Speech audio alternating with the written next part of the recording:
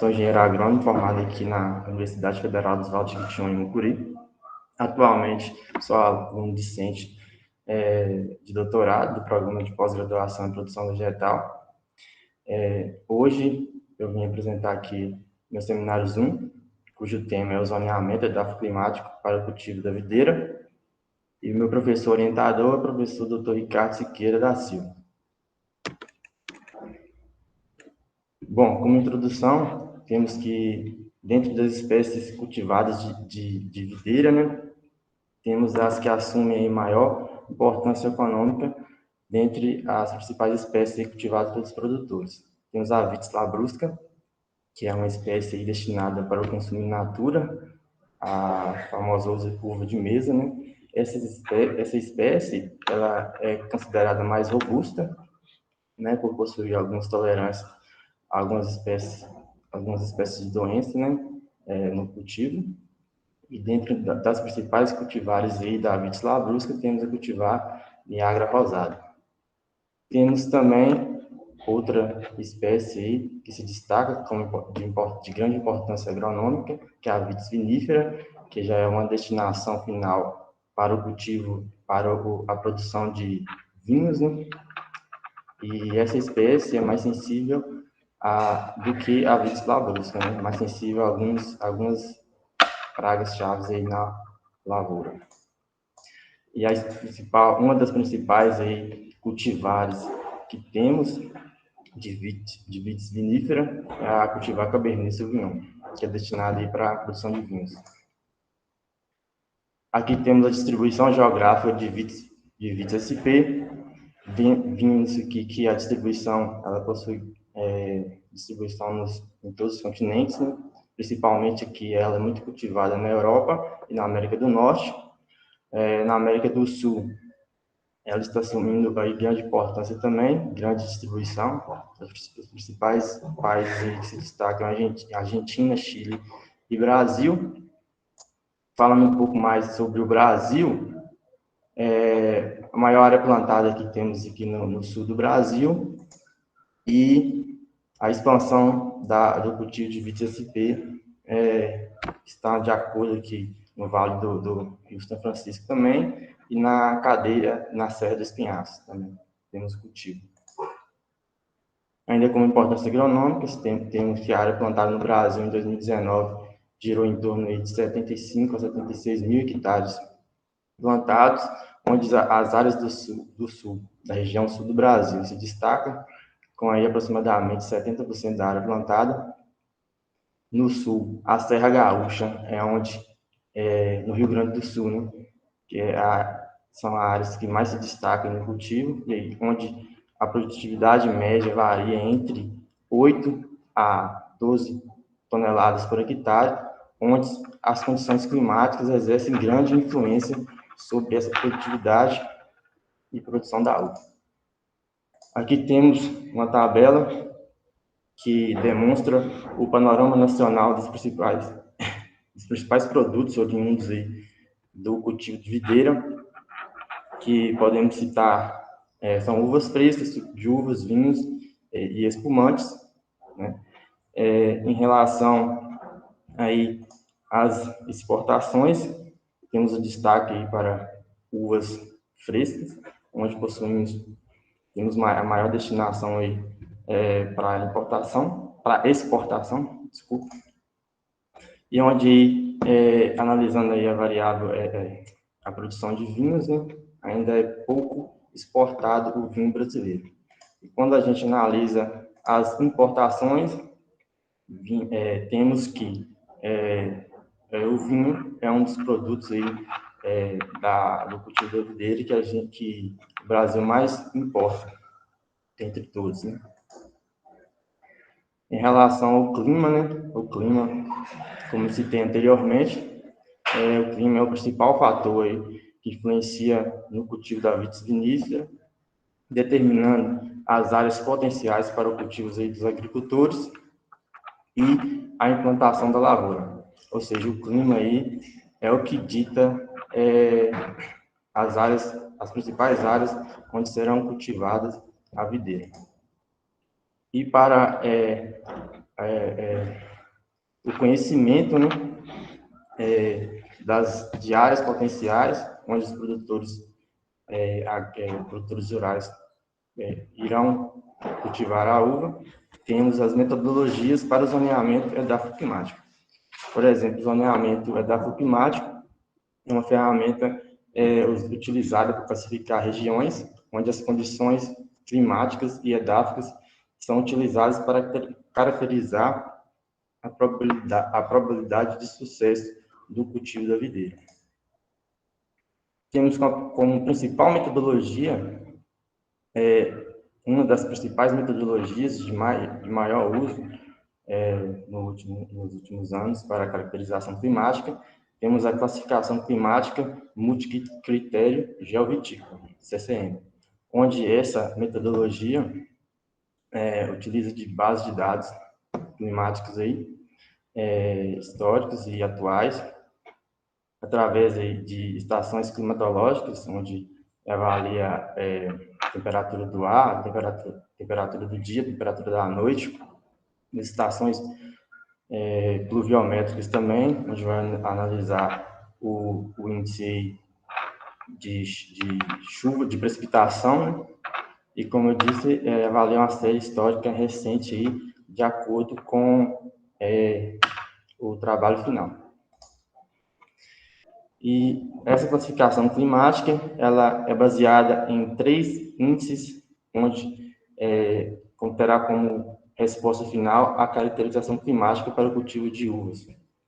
O primeiro índice analisado é o índice heliotérmico, onde esse índice relaciona a temperatura do dia com o potencial de produção de açúcar dos frutos, né? As bagas das uvas, da videira. O índice heliotérmico ele é calculado através do somatório, onde é avaliado, onde o MI e o MF são as datas de início e fim do ciclo da videira, ou seja, aqui vão considerar qual ciclo produtivo, né? Se será de 6 meses, será de 1 ano. O cultivo de videira, ela tem essa possibilidade, né? de cultivo, né? De 6 meses ou de 12 meses. Considera a temperatura média do ar, considera também a temperatura máxima do ar e o coeficiente de duração de um dia, onde aqui é costumado utilizar esse coeficiente de 1 em latitudes inferiores a 40 graus. Como resultado desse somatório de todos esses índices, temos a classificação dentre os intervalos das classes, né, que variam desde muito frio a muito quente, aqui de acordo com a classe e a resposta do somatório lá do cálculo. Temos também aqui, dentre os 3 índices avaliados na caracterização climática, temos o índice de frio noturno, que é um dos índices mais importantes aí também para esse estudo, que associa a temperatura da noite com a capacidade das uvas e armazenar coloração e aroma, ou seja, é a etapa aqui que a videira vai conseguir acumular as características sensoriais no fruto, né? Que, consequentemente,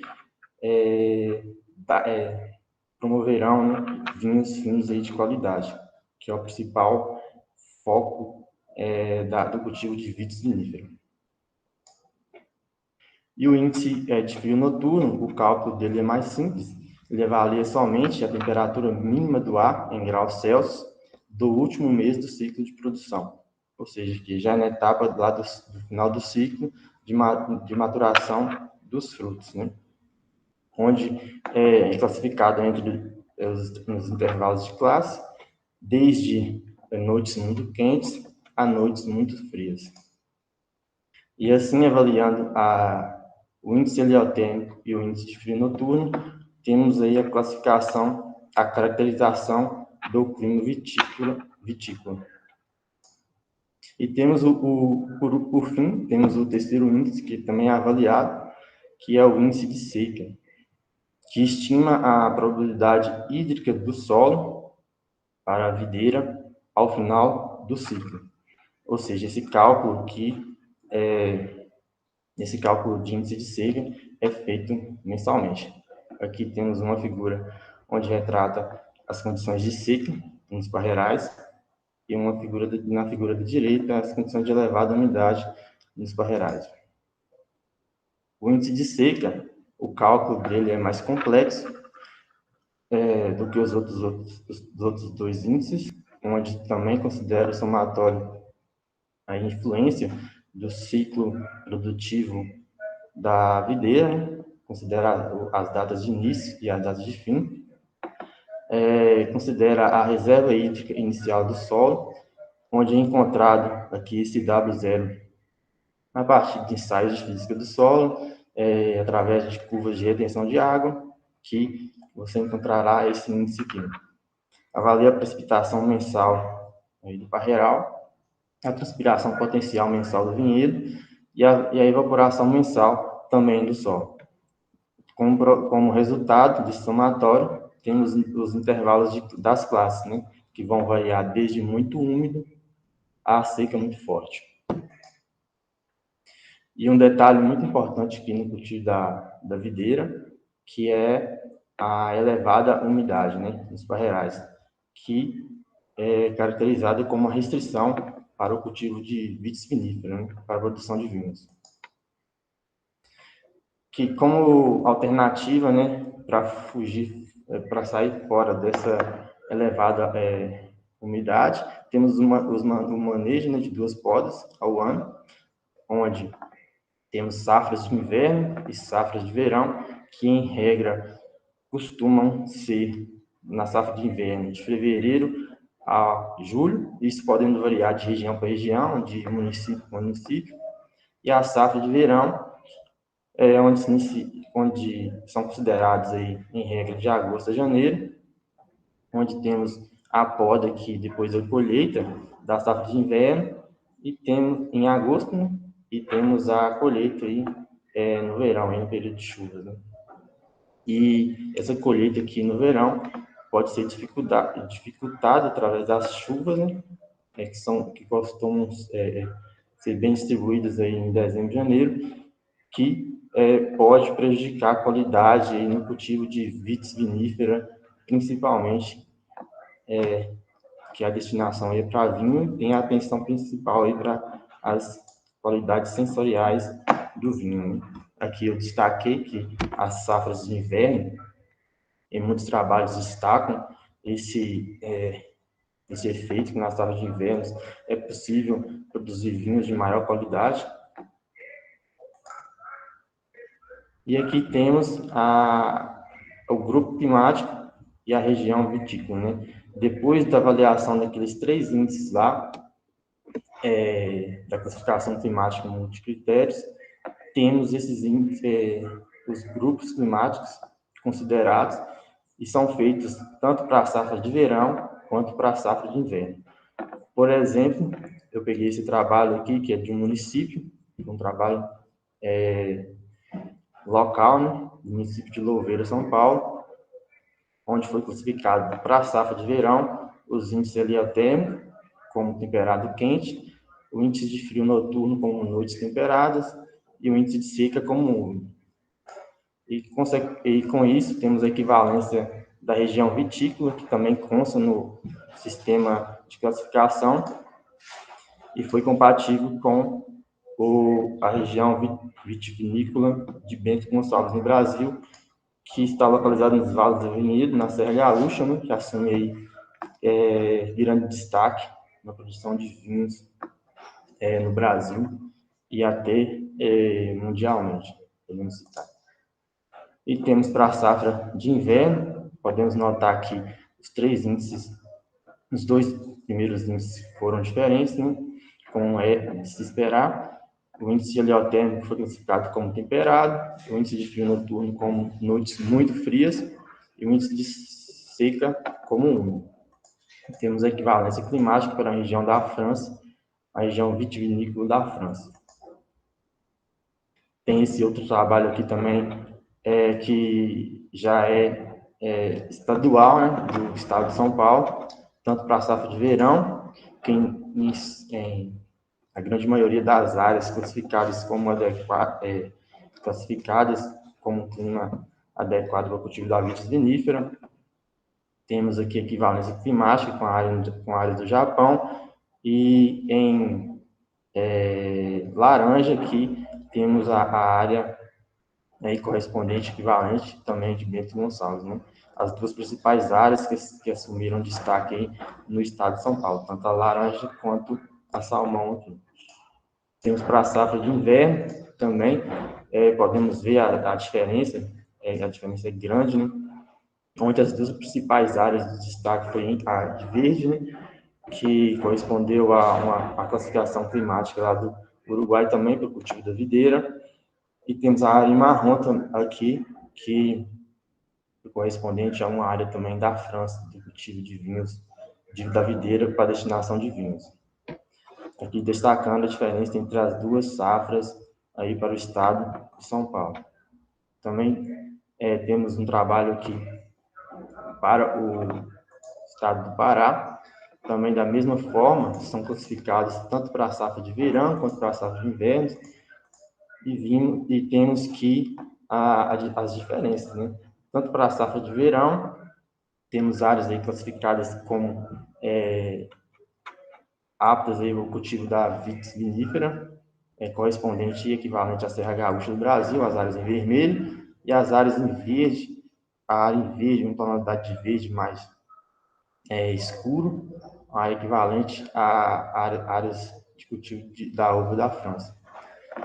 Para a safra de inverno, temos uma área aí relativamente maior, né, correspondente a várias outras áreas aí, tanto do Brasil, da Serra Gaúcha, como aqui da Alemanha, Canadá e Inglaterra. Esse trabalho aqui ele também foi feito destinado ao Paraná, né?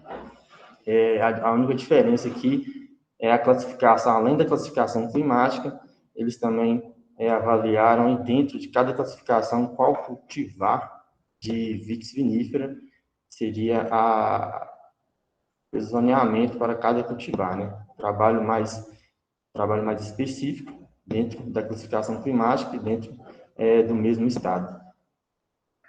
Aqui analisaram as cultivares, uma das principais cultivares de vitis viníferas, temos a Cabernet, Syrah e Merlot aqui distribuídas, né, no estado do Paraná. E aí, voltando a falar do efeito da precipitação em relação à classificação climática geovitícola, a elevada umidade ela é uma grande restrição, um dos grandes fatores que impedem a expansão do cultivo de vitis vinífera.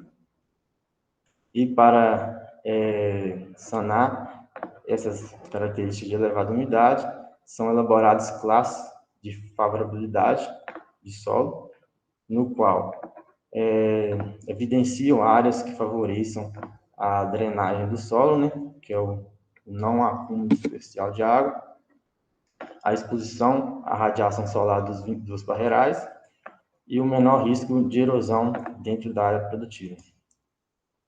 Com isso, temos a aptidão edáfica e topográfica para o cultivo da videira.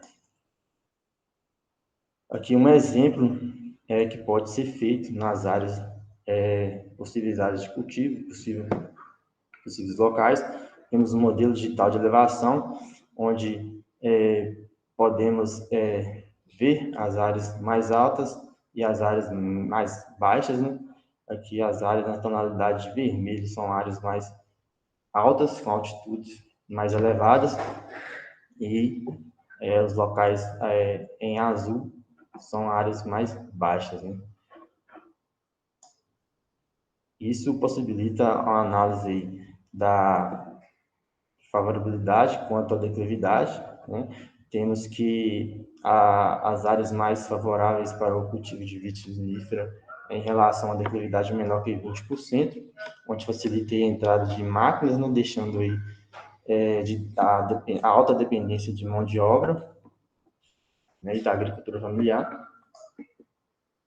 Ainda como aptidão edáfica e topográfica, temos essa favorabilidade, né, que a Vitis vinifera, ela é uma espécie que se adapta a diferentes tipos de solo, porém, temos essas restrições que eu venho citando no decorrer da apresentação, que uma das principais restrições é a predisposição de armazenamento de água no solo, e temos a restrição aí dos solos que facilitam esse armazenamento de água, né, que são os clay solos, que não são indicados para o cultivo dessa espécie. Aqui temos um trabalho também para a Louveira São Paulo, em relação a essas classes de favorabilidade edáfica, onde temos que as áreas em verde são áreas altamente favoráveis, em amarelo, média favorabilidade, e em vermelho são áreas de baixa favorabilidade, que onde foram classificados para esse município os lotossolos e nitossolos como os principais solos aí de alta favorabilidade para o cultivo da Vitis vinifera, variando desde dos lotossolos aos gleissolos, né? E também temos outra ferramenta que podemos utilizar para o zoneamento climático do cultivo da videira. Temos também a modelagem de nicho ecológico, né? Através de modelos de nicho ecológico, é possível você estimar a probabilidade de ocorrência de determinadas espécies, baseando-se na relação que as espécies possuem com os fatores climáticos, né? E com isso temos como resultados modelos de adequação climáticas para várias espécies. Dentre os modelos de nicho ecológico, temos vários softwares que podem ser utilizados para a confecção dos modelos. Temos modelos mecanicistas, um exemplo do software é o Climax, que concilia essas variáveis ambientais da espécie com a tolerância, né, que elas possuem, tanto para condições de elevada umidade do solo, como temperatura do ar e condições de estresse, tanto por calor quanto por frio. Um exemplo do layout aqui desse software, ele avalia aí desde a umidade do solo, aqui na figura da direita, avalia a temperatura, né, as temperaturas ideais aí, e as temperaturas limites na distribuição de espécies, avalia taxas aí de frio, de estresse por frio, taxas de estresse por calor, taxas de estresse por seco, estresse por úmido, e também em relação aos graus dias aí durante o ciclo de vida da planta também, esse software avalia. No final, temos as áreas de adequação climática para a espécie. Também temos modelos correlativos. Um exemplo do software que utiliza esse modelo correlativo é o Maxent, que concilia aí a ocorrência da espécie com as variáveis ambientais que influenciam a ocorrência. O software como eu disse, né, através dos dados ambientais e dos pontos de ocorrência, utiliza do conhecimento dessas variáveis. E como resultado, temos os modelos de distribuição potencial de espécies. Temos aqui as áreas adequadas para o Vitis vinifera, utilizando o modelo Maxent, né, onde aqui fica em roxo, temos as áreas adequadas para o cultivo de Vitis vinifera no mundo, e em branco são as áreas inadequadas. Destaque que tanto para os países aqui da América do Norte, Estados Unidos, que possui a maior área aí adequada segundo a saída do modelo Maxent, a Europa, Aqui temos a China também, que fazendo uma análise também aqui no hemisfério sul, temos grandes áreas aqui na Argentina, que possui, de acordo com o modelo, áreas potenciais para o cultivo de vitis vinífera. Fazendo uma análise do Brasil, aqui são as áreas correspondentes ao sul, né? E algumas menores áreas aqui em relação à Serra do Espinhaço e o Vale do Rio São Francisco, onde se tem também microclimas aqui específicos, aptos, né, para o cultivo de vitis vinífera também. Aqui, esse modelo Maxent, ele considera as variáveis que foram consideradas para a construção desse modelo para a vitis vinífera, as principais variáveis foram a temperatura média anual, que é classificada como BIO1 em graus Celsius, onde teve a contribuição de 80,3% e importância de 80,6% aí para a confecção do modelo, essa variável climática. A segunda variável climática que mais é considerada, que mais influenciou e mais contribuiu para a confecção do modelo para a vitis vinífera foi a variação anual, né, de temperatura, tem uma contribuição de 8,9 e importância de 7,9. As outras BIOS aí consideradas para a confecção do modelo foram a precipitação média anual, a variação média de temperatura diurna, a precipitação do mês mais seco e a sazonalidade de precipitação. Esses são os gráficos, o modelo Maxent, o software Maxent, ele dá essas saídas, esses gráficos também, onde temos que no eixo Y, a probabilidade de presença da espécie em questão, no caso deste trabalho da vitis vinífera, e no eixo X temos a temperatura média anual, que foi a B1, que mais influenciou para a construção do modelo, onde temos aqui a maior probabilidade de presença, aí variando em torno de 15 a 17 graus, né, só para evidenciar o que mais influenciou no modelo. Temos esse segundo gráfico da direita aqui, a variação anual de temperatura também, onde aqui a maior probabilidade de presença se situou entre aproximadamente 22 a 30 a 27 graus, abril 7, né?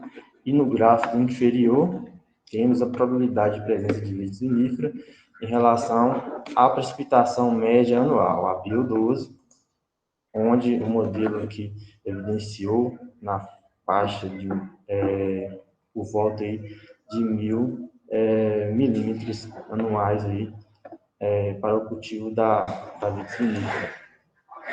Esses dados aí, como só um adendo em relação à validação do modelo, eles são compatíveis com o Vale dos Vinhedos, né, na Serra Gaúcha, onde se tem o intensivo cultivo da uva, da videira, que é onde a temperatura média anual varia entre 17 graus, com amplitude de 10 graus Celsius, e precipitação anual aí, média foi um pouco superior, né?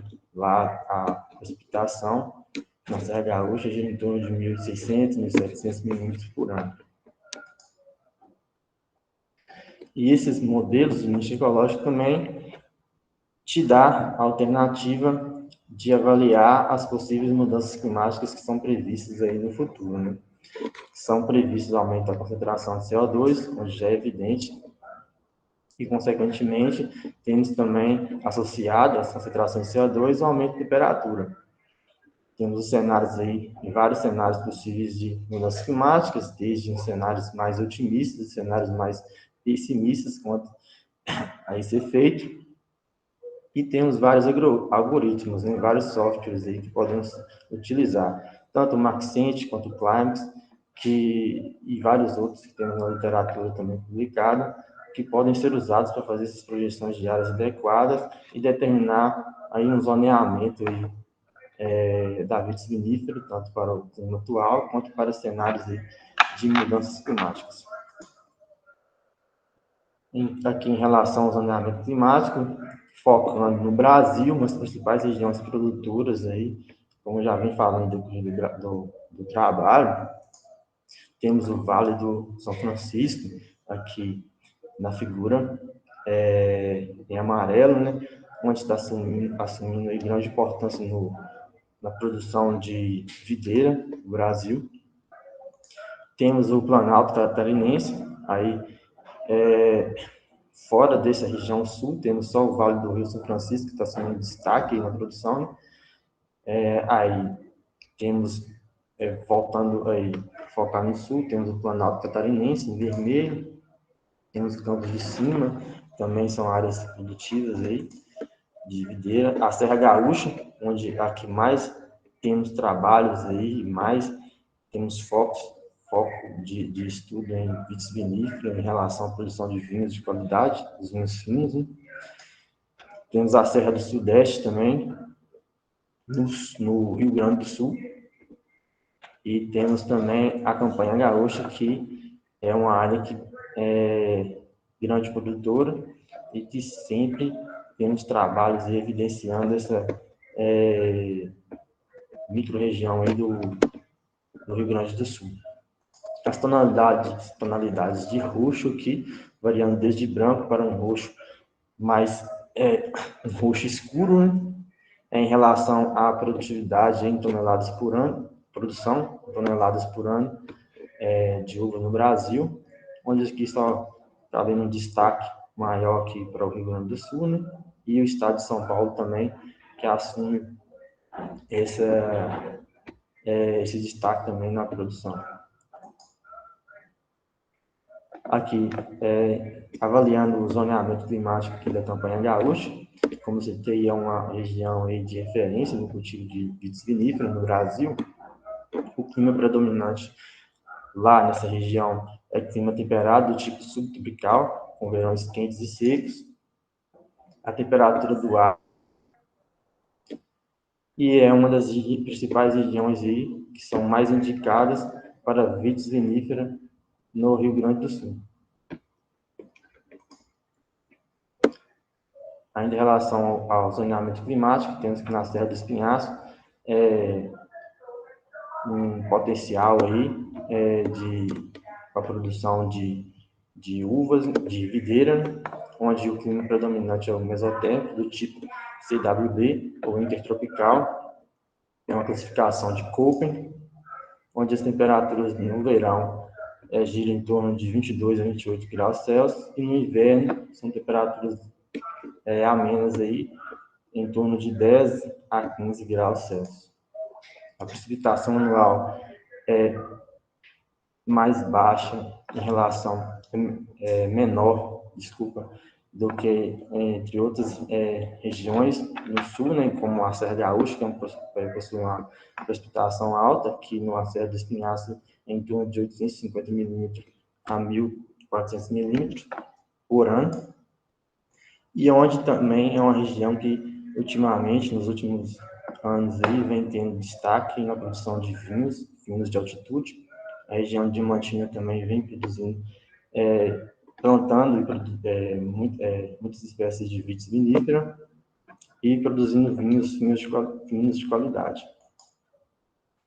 Como considerações finais, temos que através da classificação climática multicritério e através da modelagem de modelos de nicho ecológico, é possível caracterizar o clima vitícola e determinar as áreas mais favoráveis ao cultivo de uvas secos e quentes, e as características de solos mais indicados para o cultivo de vitis vinícolas são solos drenados, aí que possibilitarão aí um melhor manejo dessa espécie. Aí. Todos esses fatores associados, eles possuem uma influência direta na relação de açúcar e acidez total, que são as características sensoriais para a produção de vinhos finos, né, na composição fenólica aí, final das uvas, dos frutos. Né. Com isso, eu finalizo a apresentação e muito obrigado.